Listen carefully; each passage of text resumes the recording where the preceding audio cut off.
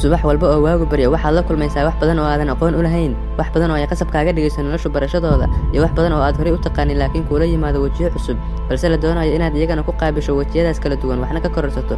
Waxaa jira dad badan oo noloshaada soo maray ama soo mari doona, dadkuna way noocyo badan yihiin.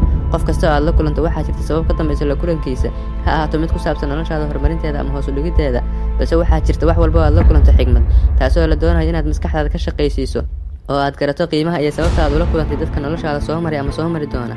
Noloshu sideedaba waa iska safar aadan ogeyn saacadda uu soo bilowday iyo saacadda uu dhammaanayo. Waa safar u baahan sahay taxaddar leh, maadaama aadan ogeyn halka uu ku jaango'naan doono.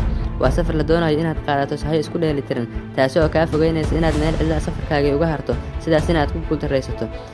Sahayda safarkaasna waa raaligelinta Rabbigii abuuray noolaha iyo manoolaha. In badan oo inaga mid yihiin way murugaysan yihiin halka ay jiraan kuwa faraxsan, balse xaqiiqada ayaa kan murugaysan inuusan waayin wax walba, laakiin uu la murugaysan yahay waxa uu haysto siyaadadeeda oo uu doonayo.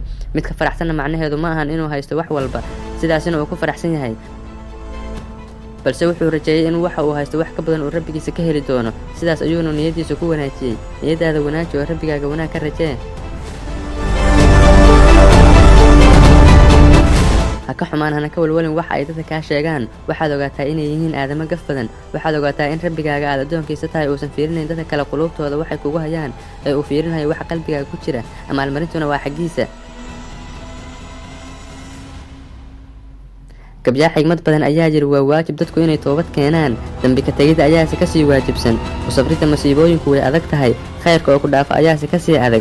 Waqtiga isrogrogiisuna yaab ayuu leeyahay. Mahadsanida dadka ayaase ka sii yaab badan. Wax kasta oo imaanaya way dhow yihiin, balse geerida ayaa ka sii dhowaan badan.